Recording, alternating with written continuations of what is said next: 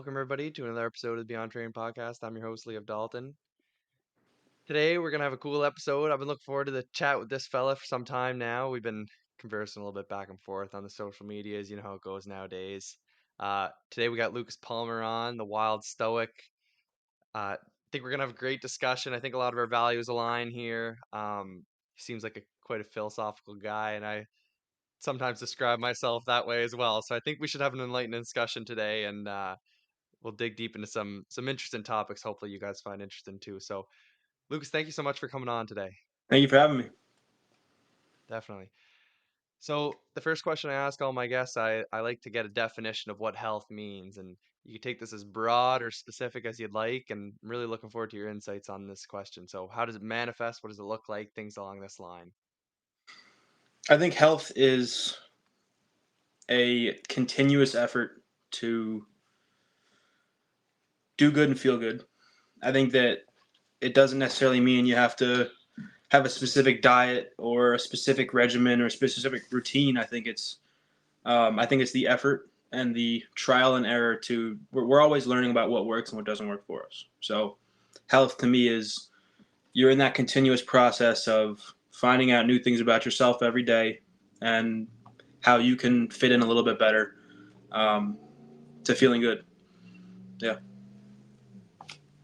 Yeah, and we keep coming back to this idea that health is a process. It's not really a state of being. Well, in a way it is, but um, the state is more so that process in itself.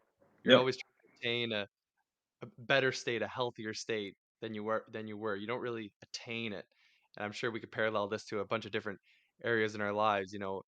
It's just a journey. Yeah. It's like the word balance. I don't think that you ever really find balance with anything. I think it's the search itself that is that balance. Absolutely. Because, when you like, as soon as you achieve any sort of balance, God tends to throw a little wrench in the plans, teach you another lesson, right? Absolutely. We're constantly being pushed, right, to Yeah. to improve and learn, man. That's a huge reason why I believe that we're here. Yeah. I'm sure you'd have a lot to say about that. Absolutely. I mean, every time I feel like we look for peaks, and we tell ourselves that we get to this certain point and then everything will be okay, or and then we'll be healthy. But it's really just there's always going to be something coming your way, and I think that part of health is just getting better at dealing with whatever comes your way, being a little bit more prepared every time. Absolutely. Yeah. Couldn't agree more. Yeah. Yeah, you become things don't necessarily get less difficult. You become more resilient, Yeah. you become stronger, you become more of a weapon, more knowledge, Yeah. more power. The waves don't That's stop, awesome, man. but you can learn how to surf. Yeah, exactly. I love it, man. Cool, man. That's awesome. Health, we talk about it a lot, obviously, as the introductory question, and hearing the different perspectives is so interesting, so fascinating to see, how you can describe what health is. But, that process, we keep coming back to this. It's very dynamic, and I think that's really important. So, yeah, man, your Instagram page is has always been interesting to me. It caught my eye right away, and you've had some pretty significant growth too over the last few months. It's really impressive, and um, I love your message. I love your philosophy. I'd love to just maybe know a little bit more about you and your journey. Because you're a young fella and you seem to be quite aligned, in my opinion, and I'm really curious to hear about that. Well, yeah. First of all, thank you. My everything that I share in my videos is things that work for me, and they so happen to help other people as well. And the things that I share come from obviously my own experiences. Growing up, I always had a lot of emotional distress. So around 11, I was diagnosed with bipolar disorder, OCD, and ADHD, I believe. So those were things that were present at a pretty young age. I ended up spending a lot of time in therapeutic settings, so psychiatric hospitals and wilderness therapy, residential treatment centers. So a lot of my younger life, I guess I'm still in that younger life, but my I guess my early teen years was spent basically in an effort to work on myself and feel better. And I came away with a lot of important knowledge about myself. And it's a lot of it is just very basic things that are simple but difficult to really put into action. So I share videos that kind of encompass little bits and pieces of that journey that turn out to help other people. That's really cool, man. So like that's really interesting that you were given these diagnoses at a young age. We talk a little bit about that on the YouTube and Instagram, a little bit on my side of things. I'm curious how you found those sort of played a role in your life. Getting these diagnoses and spending time in psychiatric settings, things like this. Yeah. Um, I think that at the time it was a very restricting kind of feeling because you're given these parameters of these disorders. So this is how it's going to affect you. This is how your life is going to look, and you tend to take those on as shackles. So you're like, oh, I have bipolar disorder, so I'm always going to feel like this, or I have ADHD, so I can't focus. And you accept the boundaries, and it's not as a 10-year-old, like you don't understand that life still goes on, and you still have to be able to find a way to continue. You kind of just accept it and are like, it's happening to me, and there's nothing I could do about it other than find the right set of medication and go to the right therapist, and all of a sudden we'll find the fix. And that really took a lot of time for me to realize was not true. It was always, this is happening to me and I need to find the fix for it, when in reality it's I was still in the driver's seat. I think I was just too young to recognize that. Yeah, it's tough as a kid too, right? Because you're not in that state of mind. You're not in that sort of you're in a really innocent state of mind, right? You're taking absolutely everything in. Yeah, You're not really you don't really have the tools to assess or criticize what's happening to you either, right? You're just taking it in as an information. You yeah, take it all in and you consider it, and it's all so prevalent in your life and being told like being placed in these boxes like you were kind of mentioning there, that this is the way that your life's going to look. yeah. I'm so fascinated by this part of your story, because I'm really curious, and I like if there's anything that we can get into. And I know this is kind of getting a little personal, so you tell me when when we're taking it too far. But I'm just curious, like how coming to light, like how do you come to light out of something like that? Like when you're given these labels, when you're put in these boxes, what did that look like for you? So part of the issue with the way that it was gone about was I was looking at taking medicine for the rest of my life, as a very likely possibility. The way that everything was framed was, um, through medication and regular therapy, this can be managed. Right now, mentally, emotionally, I'm thriving because I've learned a lot of things, and I've come to the true understanding that my life, my emotions, everything with me is a result of me. I'm not on any medications. I don't go to therapy. But it takes a lot of trial and error to realize that it wasn't something that 10, 11, 12, even 16, 17 year old me would be able to kind of comprehend. And I'm willing to talk about all this because I wouldn't be where I am today if I wasn't there then. Um, but it was definitely, there were moments where I was extremely suicidal. There were moments where, um, I was just ready to give up. And having those experiences, I think, gives me the ability to truly appreciate the other side of that. And honestly, I'm grateful for being there then. Definitely. Well, that's the outlook you kind of got to reach at some point, right? you know some sort of radical acceptance. Yeah, that's awesome, man. for sure. Yeah. And that's one of my, like, to be honest with you, this is one of the things we talk about. I think that's one of the main problems with our understanding of mental illnesses and illness in general. We view it as someone's broken, Yeah, as we need to fix them. I need to fix you, like you got a neurodevelopmental disorder, or you have different neural connections in your brain and you're wired differently, and we need to get you back to normal. First of all, what is normal? That's a question we could probably discuss at length and never ever come to an answer. um and that is especially a problem in the mental health field, and that's been talked about since the beginning of psychiatry and even beyond, right? Um, what's his name? Thomas Saz spoke about that at length, the myth of mental illness, how trying to determine some sort of normal state is impossible, and to yeah, determine something to be abnormal, you need to have some sort of baseline as well.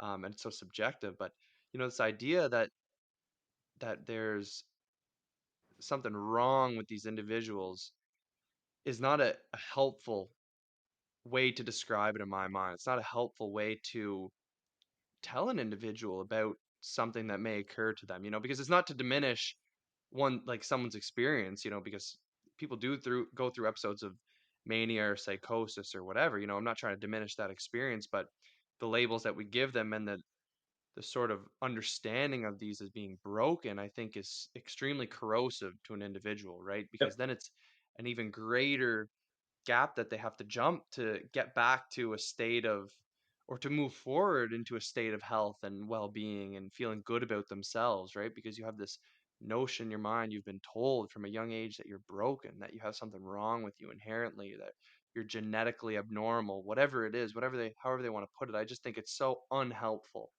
not trying to diminish people's experiences, because that's the most important thing that there is. It's more so the explanation, the philosophy behind mental health. And I think this extends into health in general. All disease is a form of adapting to a set of circumstances. yeah, Whether you're adapting to a toxicity that you've encountered or a deficiency, your body is adapting. It's trying to reach this state of balance and homeostasis constantly. That's the sole purpose. Maybe there's more purpose, but that's one of its main objectives, is to reach a state of balance, to be able to function properly in our environments optimally, given the environment and circumstances that we're in. I'm curious if you have any thoughts on that. yeah. I think that when when these things are described as, um, that a chemical, down to the core problem with the way that you function. Telling like most families don't know how to process that. Most people don't know how to process information. So you're gonna trust the person that's, the doctor, the psychiatrist. What do I do from here? The solution in a lot of these people's eyes is medicate or do this or do that. And 99, I would say most of the time, there is no fix. And the way that it's framed, it becomes very easy for people to fall into the I can'ts, and this is what I'm stuck with, and this is how I am. Um, when you were speaking, you were saying not to diminish, and I understand that, because a lot of the times when I say something very concrete in my videos, like this is the way something is, people will be like, hey, look, no, I have ADHD, that doesn't work for me. And unfortunately, that's something that a lot of us have adopted, that sort of barrier kind of way of thinking about things. And it's definitely more difficult for some people than others, for sure. But I think that we have the ability to adapt. We have the ability to find out different ways of doing things. And health is a process. Like, I think there needs to be a shift in the way that these things are thought about and treated. Definitely. Yeah. Well, and like I was saying there, the individual experience is important. So, the problem is the crutch of, like, I have this condition, therefore that doesn't work for me. Maybe that doesn't work for you, but using the excuse that you have a condition, are you looking for something that does work for you? Yeah. That's where it becomes an issue, right? It's like, sure, there are things that I say on social media. Social media is so interesting, right? Because you got to be polarizing. You got to say these concrete things. You kind of got to diminish some people, and because you're talking about one perspective here. And Yeah. so not everything that someone says works is going to work for someone else, right? But just because that doesn't work doesn't mean that you can use this crutch and this victim mindset for the rest of your life. Yeah. You have to be searching for something for your ideal, right? And that I think is something that's what we're trying to get at right now. It's that you need to be on, you need to be moving forward in a meaningful manner. You need to be moving towards a state of health, Yeah. towards a state of well-being, towards an embetterment of yourself. Because if you're not moving forward, you're stagnating, right? And I would say that stagnation is just as bad as getting worse, because stagnation is getting worse. Because when you Yeah. stagnate, that's when things like start to go off, right? That's when things sort of build up. Yeah. When the dam blocks the river and the pond starts to stagnate, that's when you see growths of different microorganisms, and that's an analogy too that we could take over to my side of things. Listeners will like that for the terrain stuff, but that's stagnation is just as bad, and using that crutch is I have this or I'm this type of way. It's all the same. It's all the same. It's all the same closed-mindedness. You need to Yeah. remain open-mindedness, like or open-minded, Yeah. right? You need to remain open to maybe this will work for me. Because that's the other thing. That's the other thing. They'll say, "Oh, that doesn't work for me." Well, have they even tried it? Have they given it even 3 days in a row? You know what I mean? Have Yeah. they given it 1 day? Have they tried it once? Yeah. That's the other thing, and that's where, looking at yourself objectively comes into play, right? You have to see, well, did I give it a good honest go? Did I actually try journaling for 30 days, for a week, did I ever do it once? Yeah. And if you only did it once, did you do it correctly? Did you do it in a way that was meaningful for you? There's not one way to journal. You know what I Yeah. mean? Like, No, absolutely. anyways, going on. I think that it, like, in my perspective, I had that mindset for quite a while, from the time I was diagnosed to probably 16 years old. I'm 21 now. Um, and so I can understand where they're coming from. Sometimes it gets difficult for me to align with it because of the journey that I have had and the transition that I have made. But I think the question is, how do we get to that place where we are open to the attitude shift? If I had Yeah. gotten to that place when I was 11, 12 years old, I think that things would have happened a little differently, maybe a little faster. Um, but on the same note, I think I had to go through that process of, hey, I can't do this because of this, and realizing that I wasn't getting anywhere for long enough to realize that, like, I need to make some shit work here. I need to do something differently. Um, it's just, you can lead a horse to water, but you can't make the horse drink, something like that. It's that same, like, how do you make the horse drink? How do we get to that point where we're not putting these cuffs on ourselves? Yeah. I'm curious if it's even possible at that young of an age when you're 12 years old, you know, or or do you just have to remain innocent for a while? You know what I mean? Like, is Yeah. there that, like, because it seems natural, and something I've been hearing a few times, and I'm curious your thoughts. I can't remember who says it. I've heard multiple people say it, but they'll say that, everyone's a victim to their childhood, because you're dependent. You sort of have to depend on your parents, and not obviously we're not blaming parents, because I would say most times parents do the best they can, even parents that you would deem bad parents, or making trying to make the best of a bad situation that they might have been dealt as well, because this stuff gets passed down. It's very Yep. clear. But we're all sort of victims to our childhood in a way, and we all have to get out of that. Yep. And flipping the switch for me, one of the biggest things was taking responsibility Yeah. for as much as I possibly could. And that mindset shift of, okay, now I'm responsible for this. Bad things did happen to me, whatever. Or I have this certain mindset because of all the information that I consumed when I was a child. Everything that I experienced led me to how I am today. And anything that I don't find desirable that I want to change, that's my responsibility at this point. And taking that responsibility, Yeah. moving away from that victim mindset. And that's the thing. I don't think it's possible to make the horse drink. I Yeah. really don't. I really don't. I think that the horse has to realize it on its own. I don't think you can make the horse drink. I think part of my struggle with content is that I share these pieces of knowledge that I have learned over a period of 10 years. Um, and somebody might not be able to process or truly understand that information just by hearing it. It might make sense, but like I think that understanding on a fundamental level is different than just processing the information. Sometimes it just has to Definitely. come through experiences. Definitely.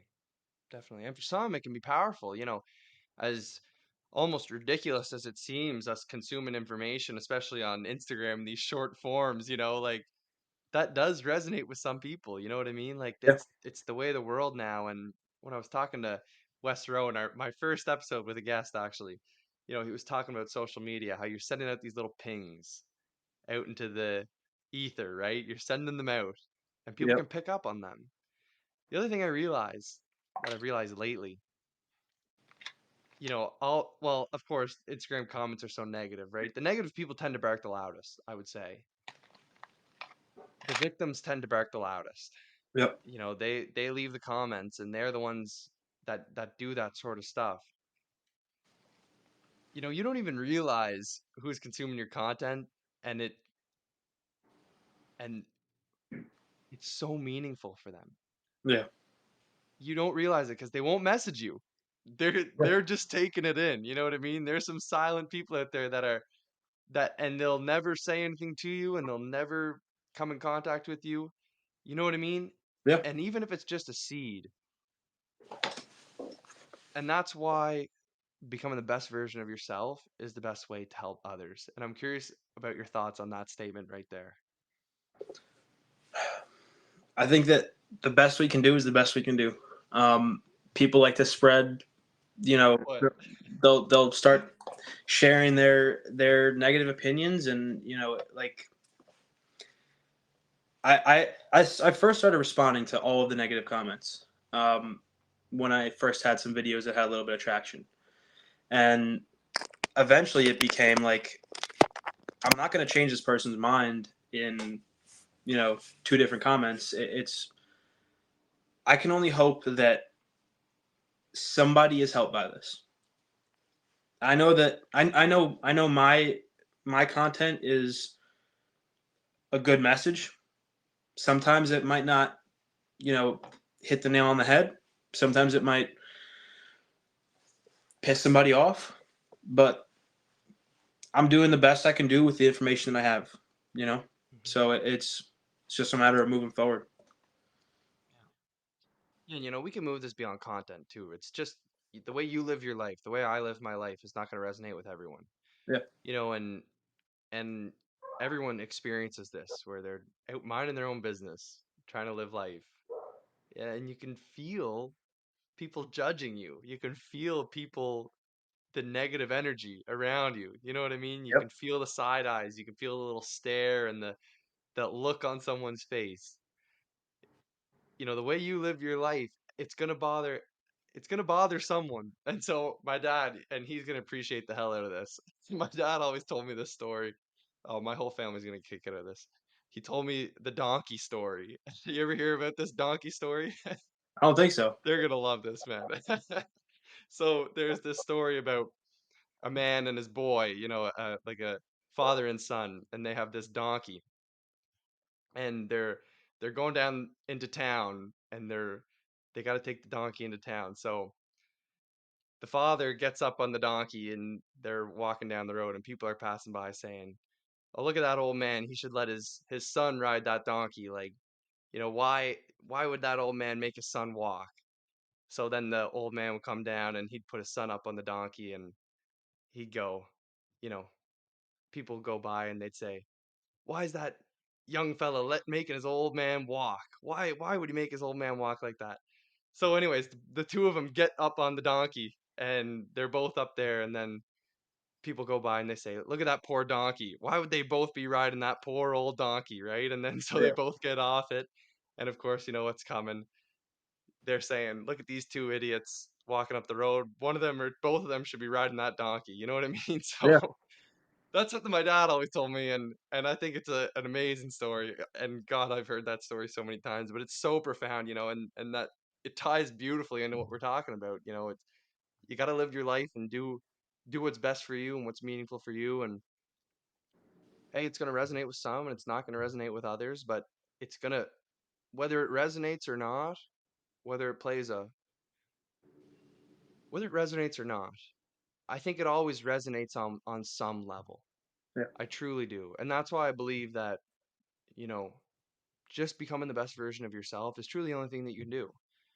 Because if you're thriving and you're becoming the best version of yourself and you're becoming overwhelmingly positive, that when people are negative to you, and you respond positively, calmly, lovingly, you know, if that fosters some sort of negative emotion in an individual, at some point in their life, they're going to consider that.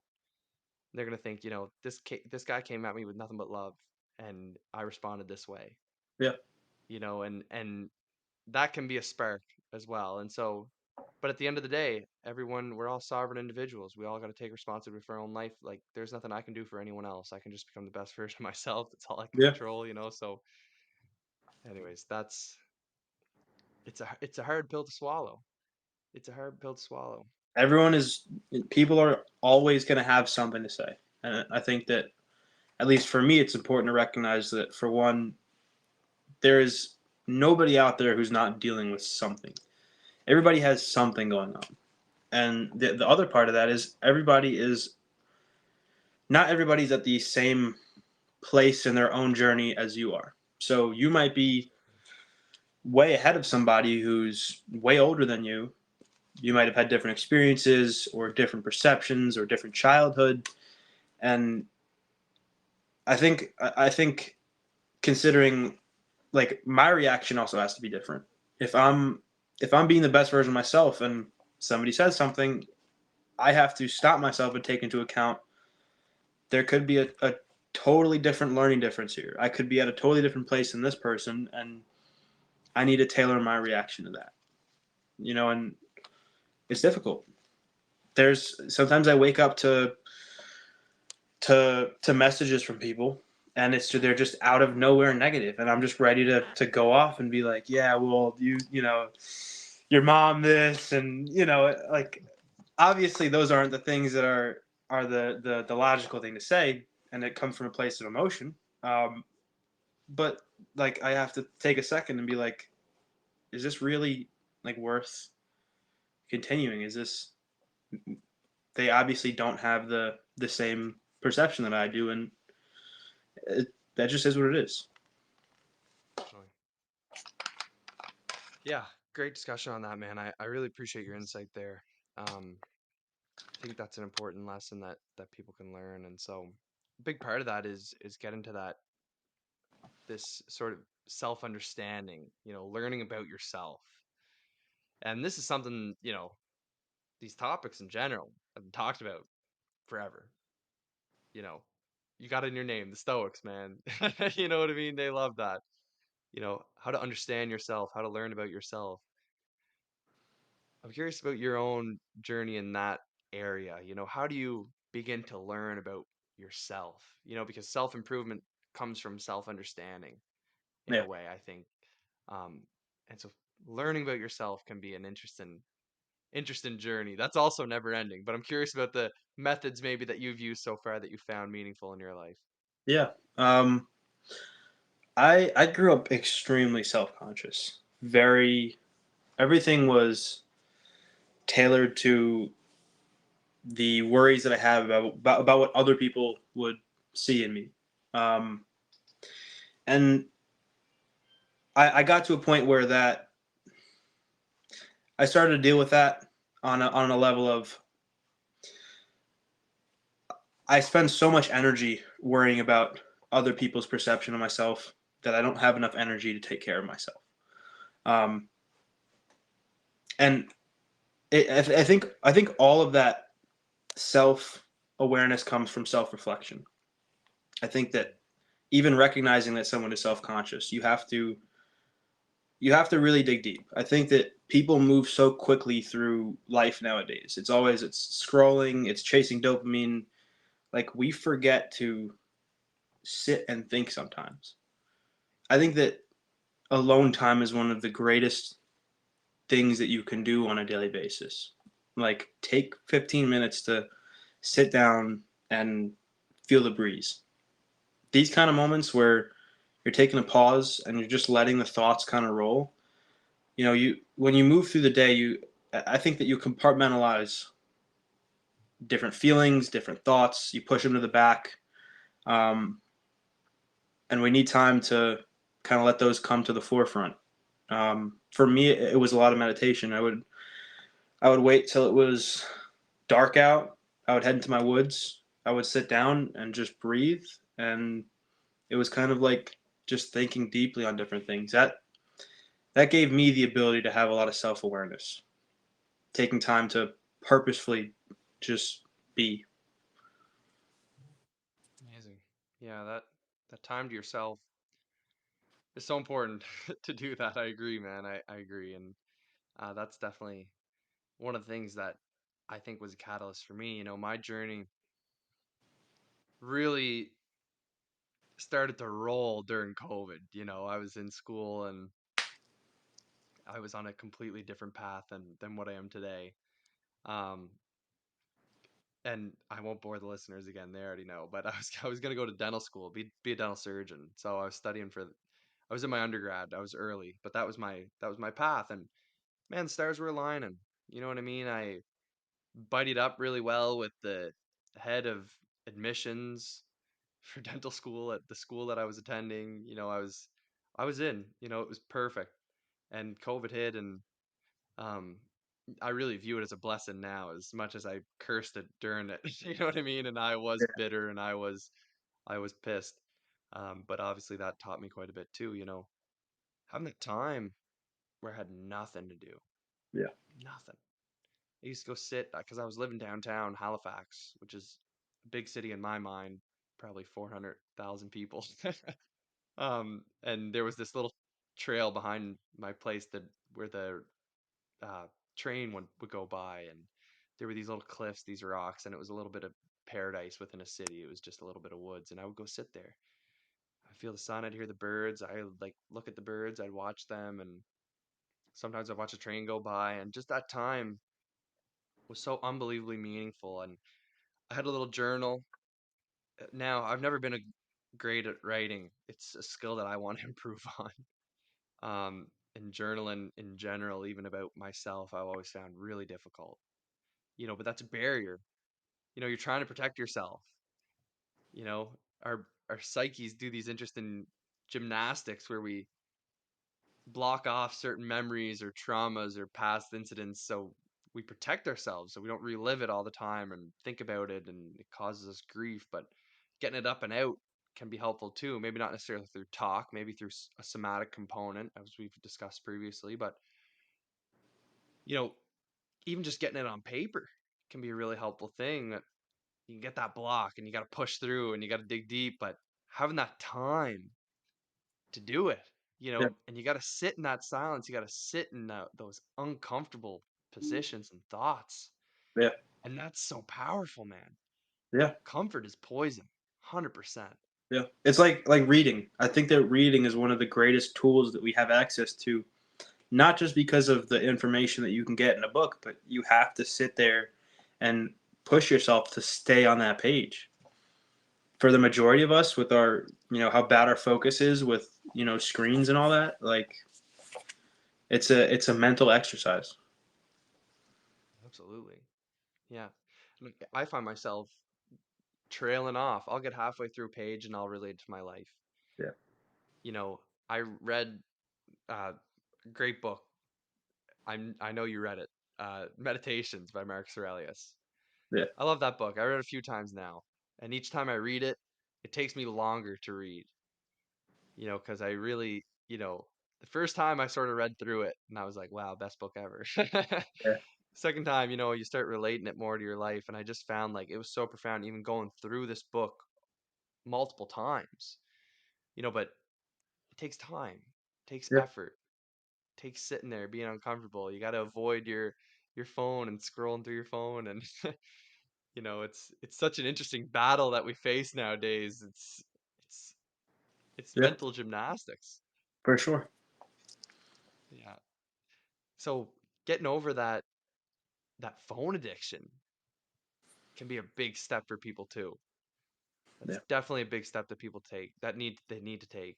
And I go back and forth with it even now. Like since I started posting on social media, there'll be times where I am more addicted to because it catches you. You go in to do a post and then you scroll through your feed a bit and then boom, you're on the explore page and it's over.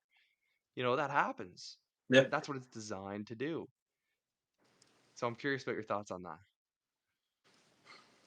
I mean, I totally resonate with, I'll do a good job with it, and then slowly I'll get back into being on it too much, and again, ties into it's a process. I think that as long as we have smartphones and as long as we have social media, it's going to be something that is a battle to kind of overcome. Um, with that being said, I do think that there are ways to get around it. Personally, I love the fact that we have the ability to share things with people on like social media and get Definitely. information out there. I think that I think that it is a very difficult thing to come to terms with, especially for like a content creator. This is something that I'm going to have to be face to face with for as long as I'm creating content. Um, but I think that the ability to exercise control over it is a skill, like anything else, and it's something that if we so choose, we can get better at. Um,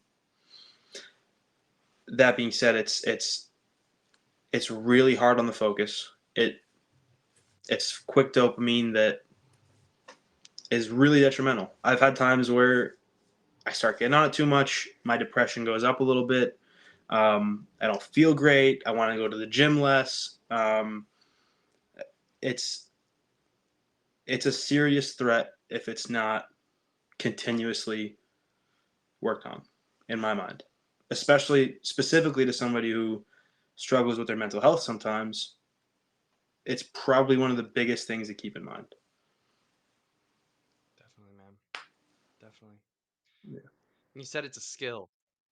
That was one of my favorite reels that you made. Everything is a skill. It's a good way to look at things. It's a Yeah. really good way to look at things and improving these skills. So what's your perspective on improving these skills? How do you do it? Is it energy into it, practice? Is that what it comes down to? Effort again? Jeez, this is getting hard, eh? I I think it's learning from what doesn't work. I think it's being okay with messing up. I think that we get so afraid to fail that we don't do things. But I think that failing is kind of the point.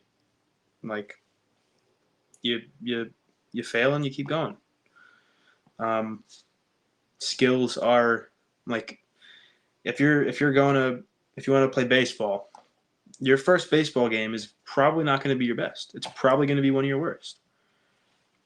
Do you stop there? Do you keep going? Like it's basic fundamentals that we can apply to everything, to our own personal tools that we use for ourselves, to relationships, to people. In my mind, it all comes together.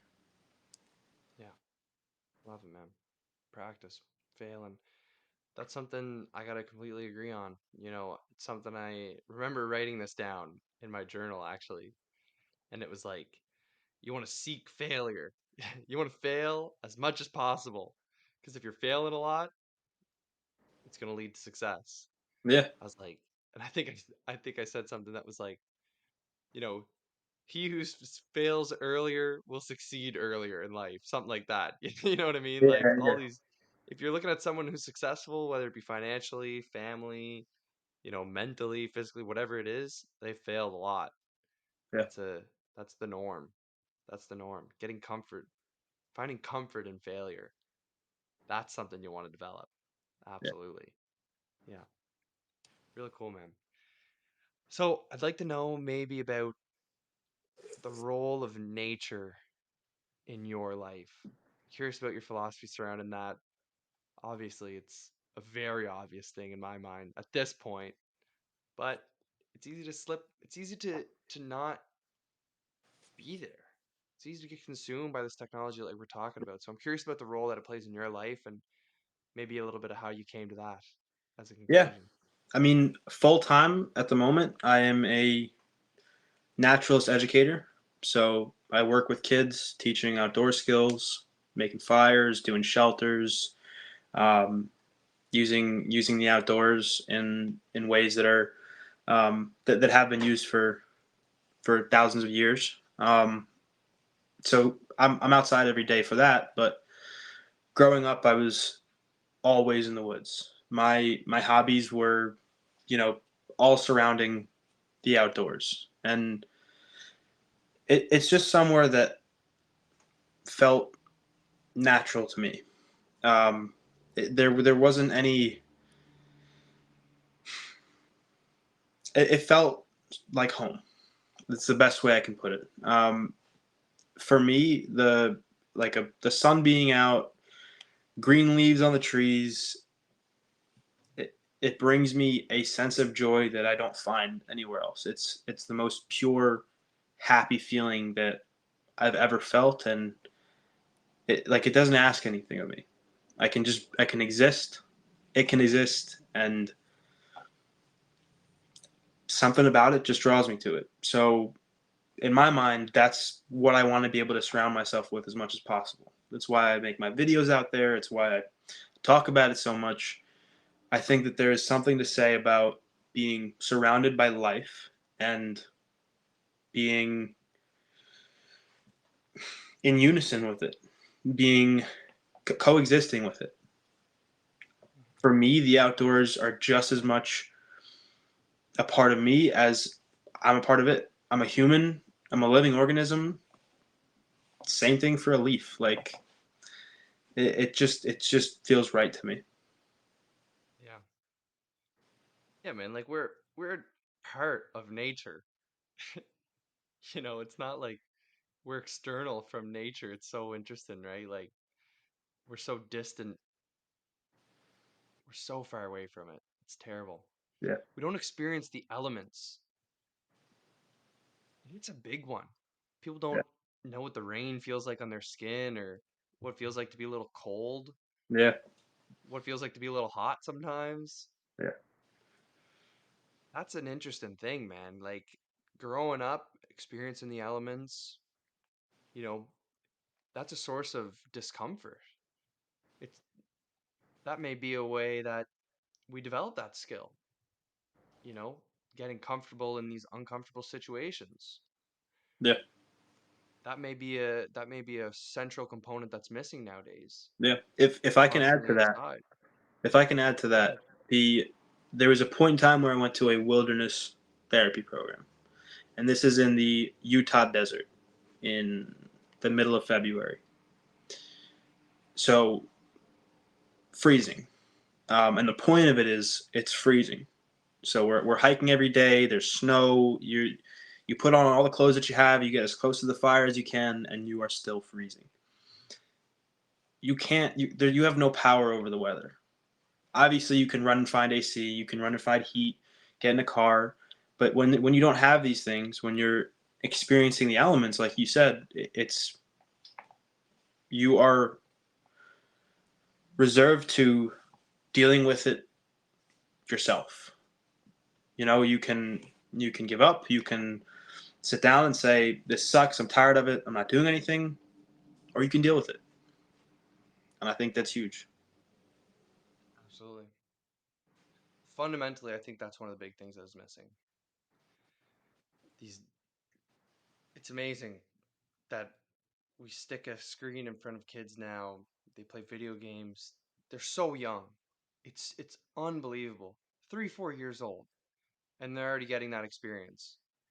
I'm nervous about the effects that it's gonna have long term. Because we kind of grew up on the cusp, man, where like I know for me, technology was starting to become really prevalent when I was like grade 7. This is when the iPods were out for a little bit before that for me, but I wasn't really allowed to have them, which I think was a good thing. Grade 7, I got a screen for like my first screen, and you know, I feel grateful that it was that late in my life compared to what the kids are experiencing now. Now, do I think it's still a little bit early? Definitely. I would say so. I've had my struggles with technology and video games, and I was fortunate that I kind of got more into different things in university, and I quit playing video games. Grade 12, I quit playing video games, and it was one of the best things that I did. Yeah. And here's the funny thing, man. I went to university my first year, and I was kind of like an outcast because I didn't play video games. Like all the boys would go around and they would play 2K, and they would play like whatever video game it was. Yeah. And I was the outcast. I was like, oh, I sucked. They'd be like, do you want to play? I'd be like, yeah, sure. And I would play, I'd just get my ass kicked. Yeah. Like, I mean, I played video games, but I never played these ones, right? And you would need to constantly be playing to be good. And because it's practice, if that's the skill you want to develop and you're going to put all your time in it, you could think about it like that. You go in and you play your first game of COD and you suck. You go 0 and 50, 0 and 30. You know what I mean? And then eventually you're like 50 and 2 and you're sick, but that's practice, that's skill. Now, if you want, that's what you want your life to be, sure. But if you want to put that effort and that same methodology into something that's more meaningful, which a lot of people tend to seek later in life, often, sometimes when it's too late, but that's the exact methodology, but it consumes you, man. That technology consumes you, and I'm worried about these kids. I'm worried Yeah. about them. Yep. I Yeah. 100% agree. I like the other day I was watching a probably 3 or 4 year old freaking out in a post office, and the solution was here's the iPad, and you're training the reaction to be I'm not okay until I have my screen, and my instinct is like, okay, when I have kids, they're not getting any screens until they're 18, and I immediately go radical with it. Like they're gonna live in the woods, and we're gonna have a farm, and it's gonna be great. But then I'm like, first of all, I have no idea if my future wife is gonna agree with that. I have no idea if that's gonna ostracize my children from other kids, and it probably would. Um, it's a tough pill to swallow that is part of our it's part of society now, and it's becoming a norm to have. Like I wasn't allowed to watch SpongeBob when I was a kid, and I am so grateful for that, because a lot of the people that I know that like it has an effect. um having access to that much information, like it had an effect on me. I think that it stops you from cultivating your own experiences and your own perceptions on things. I think that it's dangerous. um and it, especially working with kids on a daily basis, you see that lack of attention span. You see that they're all coming in and talking about Kai Cenat, Riz. Like, dude, you're 6 years old. Like, touch grass. It's it's scary, man. The parents don't know what Riz is, and they don't know what all this terminology is. They don't even know what their kids are consuming on there. Yeah, It's unbelievable. There's a huge disconnection. And you're absolutely right. Like I take I tend to take things to the extreme every once in a while. yeah, And my fiance we discussed this with the screens, right? It's because here's the thing. We're on screens right now. I'm using social media, I think, for a beneficial purpose. I'm spreading my message. I'm spreading, I think, good information. I'm connecting with amazing people. I wouldn't have met you without it. I wouldn't have met all of these amazing guests that I've had on without it. It is the way of the world. Realistically, are we depending depends on what your kids desire in life, but it could disadvantage them to not have any technology knowledge. Now, how you give your kids this knowledge is up to you as the parent. Do they need to be playing Fortnite at 6 years old and knowing who this Kai Senat is and who what the Riz is and all that? Do they need to know that 6 years old? Absolutely not. Yeah. They could probably go screenless until grade 6, 7, 8, 9 and be fine because many people can pick that stuff up quick, especially if they're, 15, 16 years old. you know, but how do you implement that? And that's finding that balance of, okay, so this is what social media is, this is what it is. And, maybe I'll have to broach that conversation with my kids too. If I'm still making content at that point, I use social media for a positive purpose. Here's how I use it. Here's how it's Yep. designed. Here's how it's designed to suck you in. Here's what it can do to you. Here's how it can mess you up. Here's the positive effects of it. Try and give an objective understanding in a way, right? And you could talk about it. I think that's important.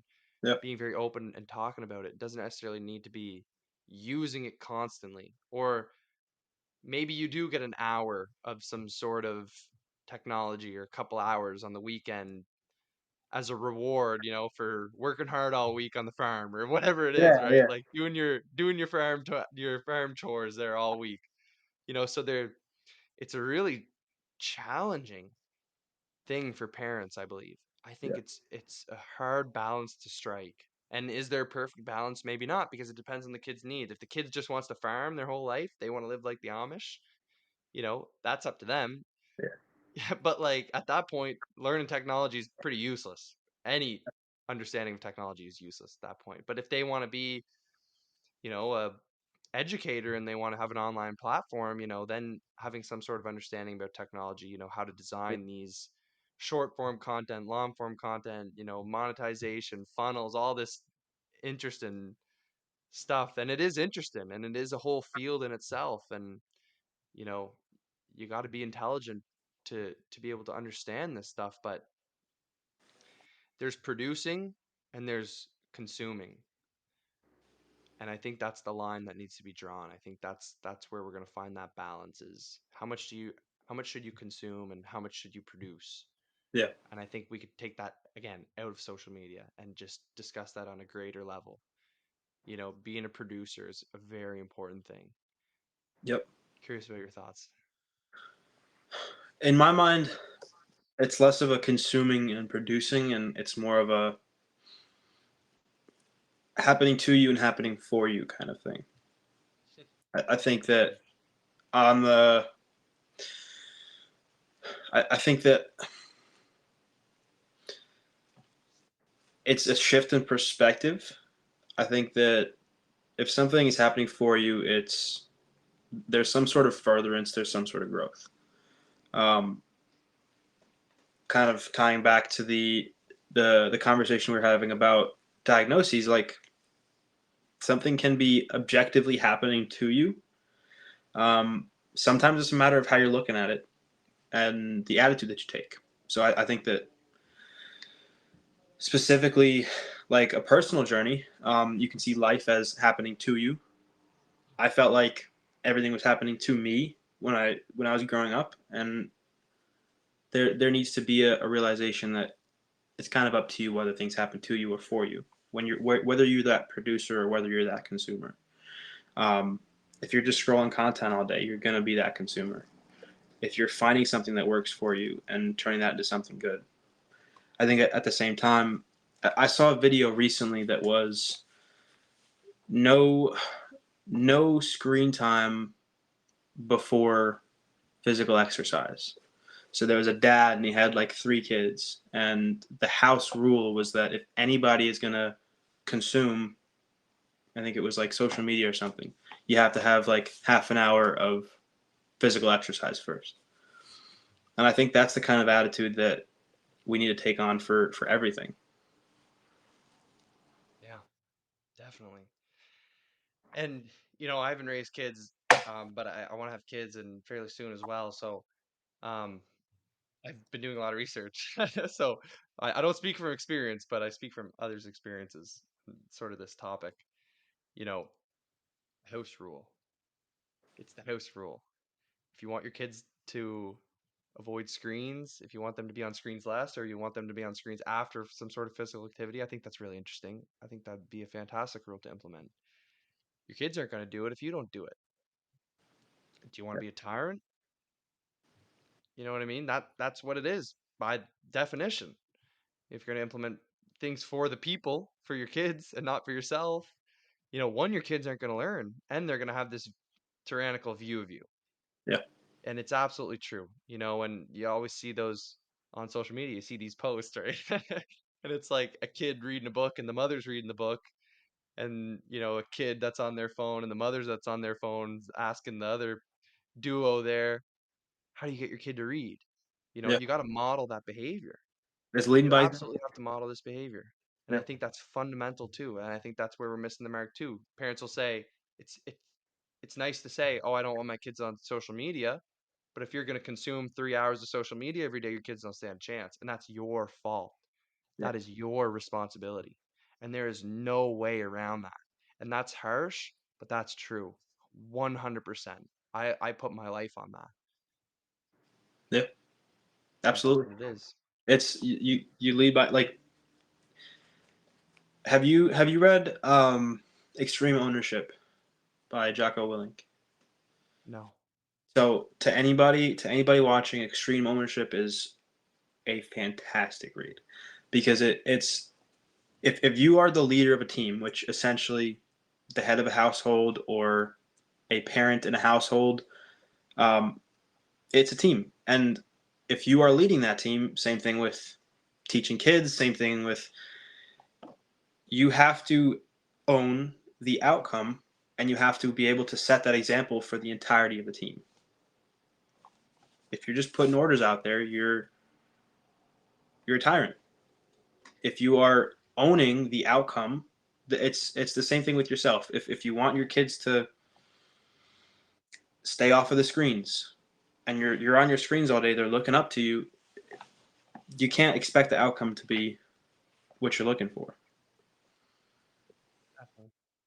Definitely. Oh, that's on my list now. Extreme ownership. Sounds right up my alley. That's the thing too, man. There's so much to read. There's so much to read, and if I get through 1% of it by the time I die, that'll be a big accomplishment. I got a One bookshelf. percent being pretty generous too. Yeah, no, my bookshelf is full of books that I haven't opened yet, and I got to get to a lot of them, but I'm glad that I have them there. I'll get to that. Yeah, it's good to have them. Yeah. It's good to have them there. Yeah. It's the options too that help. Yes. I I used to read one book at a time, and I recently started reading a couple books at a time, like having 2, 3 books on the go. Because Yeah. I'm trying to read a little bit more literature, like some of the classics. I never really was too interested in fiction books, but I think that there's a lot of value in it, and so I'm trying to pick that up.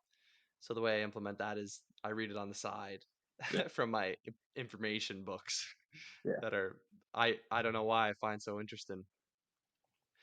I don't visualize well. I can't play a movie in my head, and that's why I don't like reading fiction or storybooks. Cause like my fiance, she'll be reading a book and she's like, it's like I'm watching a TV show. Yeah. I just can't relate. I'm the I just opposite. I'm the opposite. It was always like fantasy books growing up. My imagination, like sky was the limit. Um, and then it's been a